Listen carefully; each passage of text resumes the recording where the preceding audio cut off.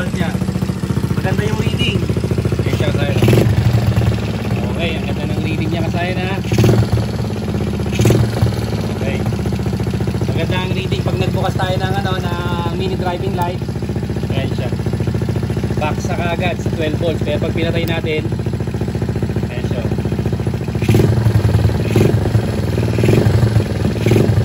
Ayan siya kasayan. Nag-P15 pa siya kasayan ha. Okay, 15.3. Kaya pag nagbukas tayo, nagla-landing siya kasayan sa 11.9, 11.8. Ipa-power up natin ito kasayan. I-power up lines, gagamutin natin ng power up lines yan. Kasi isa pa lang ang ilaw niya pero lumalanding na siya. Ito kasayan, mag-set up natin ito kasayan ha. So, set up tayo ng power up lines ha. Tanggalin ko lang ito, babalikan namin kayo. Go. Ito na siya kasayan o. Ayan ha. Itong number 30, ito yung papunta sa may fuse ng battery. Ito siya ha. Tapos itong 85 at 86, isang negative at saka isang accessory wire. Tapos okay na, tapos na yung ano natin. Power up na kagad yun. Ito na ngayon yung ano, yung supply, yung load. Ito natin lalagay yung load. Tatlo lang siya. Simple lang to. Ngayon para malaman nyo, syempre nandito yung number niya na. Sa mga hindi pa nakakaalam ng ano, tutukan mo yung number niya. 30, 85, 86, dalawang 87. Ito yung dalawang load natin. Ito yung output. Yan siya ba? Kita? Mga number.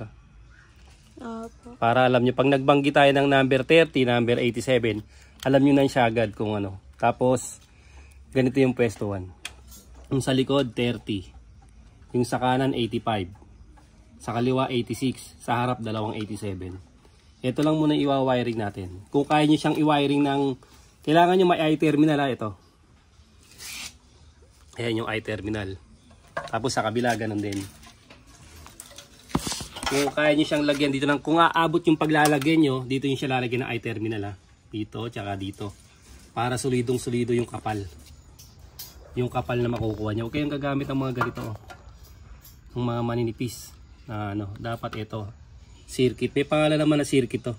Saka pag circuit, ito mismo yung color coding ng wire. Yung makikita nyo. Ito puro maninipis siya no.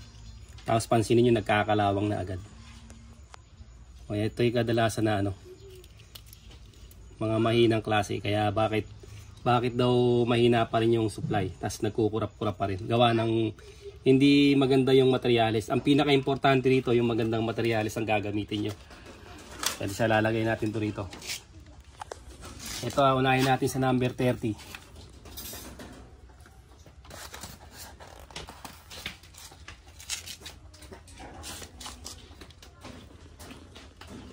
Kasi sila sa kasayan natin ngayon lang natin na ano yung skeleton na ano, skeleton na power up lines. Ngayon pa lang. Matagal niya ng request. Ito siya, naubusan tayo ng ano, ng circuit na ano, fuse box. Pero ito ang kapal din. Ayan siya. Iiwasan niyo yung gano'n na katulad yun, nababawasan siya ng hibla. Tapos ito pagka may lumusot, itusok niyo lang siya para mag-lock ng gusto. Para siguradong wala siyang loose connection. Huwag nyo muna siyang ano, huwag nyo muna siyang lalagyan ng fuse.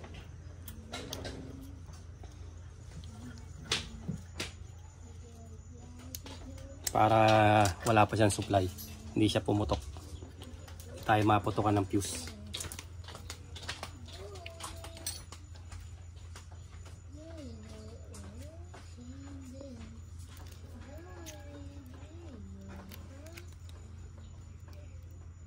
Dito kasi natin ito ilalagay para ano na siya.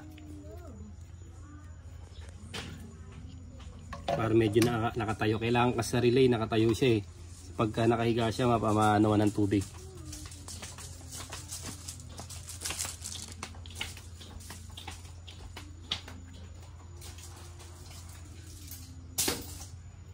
Ano siya. Tapos ito naman yung ano yung Sa may 85 tayo maglalagay ng ano ng negative. Okay, kahit magkabalitan 85, 86 basta kailangan ma-supplyan to ng ano accessory wire at negative. Tapos ito, pansinin niyo to kasi ano. Meron pa tayong isang body ground, ito Ayan body ground, ito dito nakakabit sa battery. Bali naging dalawa yung ano natin, I-terminal, dalawa siya. Ito yung isa. Kahit alin sa 85, 86 tandaan nyo kailangan lang masupply ng accessory wire tsaka ng negative. Ito sa battery to diretso. Tapos pagkalagay sa battery, diretso naman sa sa body ground. Naka I-terminal pa rin.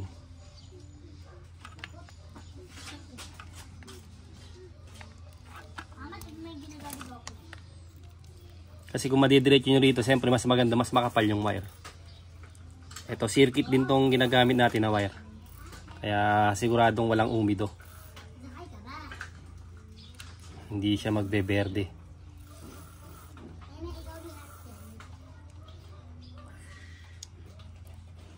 Tapos sa skeleton ng motor, kailangan natin ng accessory wire. Ito nga yung ginawa natin yung accessory wire Ang accessory wire pupunta sa may sa may positive ng battery na may fuse. Ito yun Tapos pag inopen natin, lalabas dito yung accessory wire. Ito ngayon yung pinaka-accessory wire. Yan tayo maglalagay ng yung isang yung isang pa ng switch natin. Hindi mabuti ito Kailangan may pit. Pit na pit siya. Para walang loose.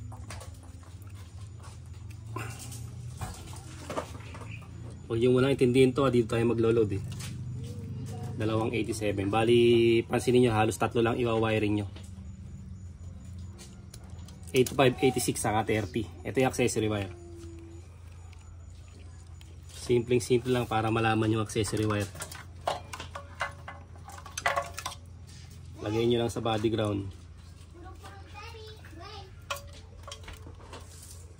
Tapos pagka nag-on, yung niya, bukas na siya pag pinatay nyo Tsaka pa lang siya magti-trigger pagka nag-on kayo ng ng inyong pinaka-ignition key nyo. Pwede siya.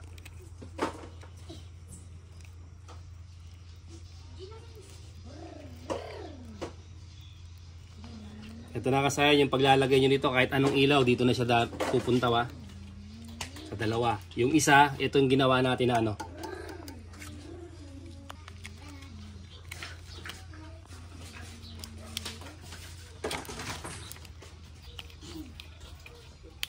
yung nilagay natin sa accessory wire, ilalagay na natin sa siya. Natin baka magdikit. Ito siya pag binuksan natin, tingnan mo yung ilaw natin. Ayan Ayan siya yung ilaw natin. Nakalagay sa accessory wire. Pag tinanggal to, tatanggalin na sa accessory wire. Ito siya. Dito na natin siya tatanggalin para meron tayong extra yan, accessory wire.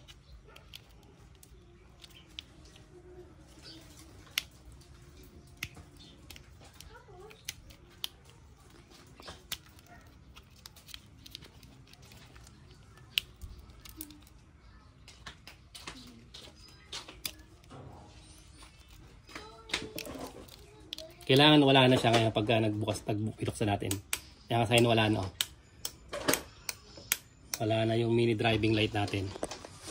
Ito na ngayon yung kukunin natin. Mama, sigaw ko. Nandito sa banukan.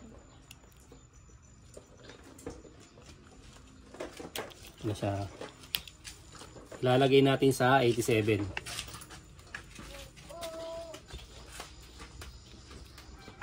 Sa number 87 ang ating Walang natin bitin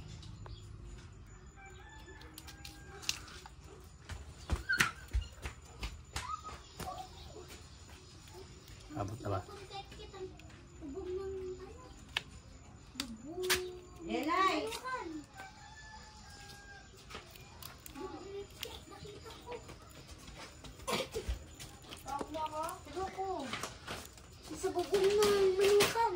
Kuha ng laro, tingnan mo, niluyug yung galing maglaro. Tingnan mo, bilisan mo na, baka malang pa, mabigat na rin yun. Siya ba? Ito yung isang 87 natin. Mamaya na lang namin aayusin yung niyan.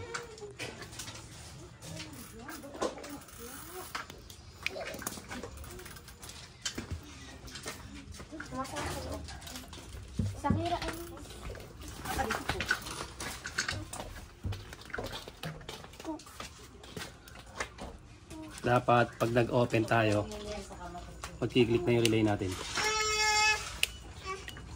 Dito.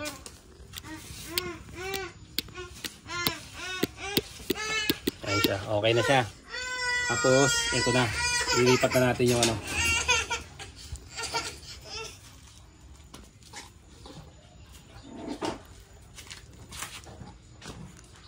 Ayan na siya kasaya na. Nakalagay na ngayon sa relay yan. Ito na. Naka-relay na ngayon yung natin. Tapos ito, kahit ano ilagay nyo dito. Halimbawa may headlight, taillight, park light dito sa kabila. Ito naman yung pinaka MDL natin. Ito, yung negative ng battery, diretso uli sa body ground. Naka I-terminal din siya. Tapos, yung isa, papunta dito sa kabila, 85 o 86. Tapos yung isa naman, accessory wire. Number 30, ayun, diretso sa may battery, positive, tapos may fuse. May fuse siya na 15 ampere. Ito siya. Tapos kaya, testing na natin. Yung nakita natin na voltahe, subukan ulit natin kung ganun pa rin. Kaya na, bumaba na yung volts natin. 12.3.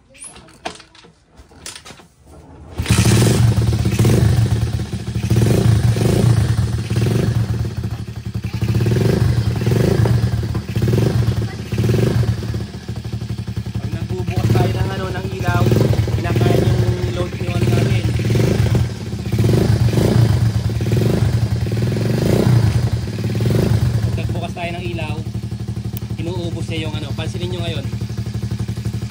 Ayan siya kasaya yung ilaw natin pansinin nyo yung ilan na yung binawas niya. Kaya pinakita ko muna sa inyo bago natin umpisahan yung natin, yung pag power up natin. Hindi na siya bumababa sa 11. Ayan siya. Tapos kasaya pagbukas na siya, yung ilaw, sino natin. Maglalagay lang ako ng fuse.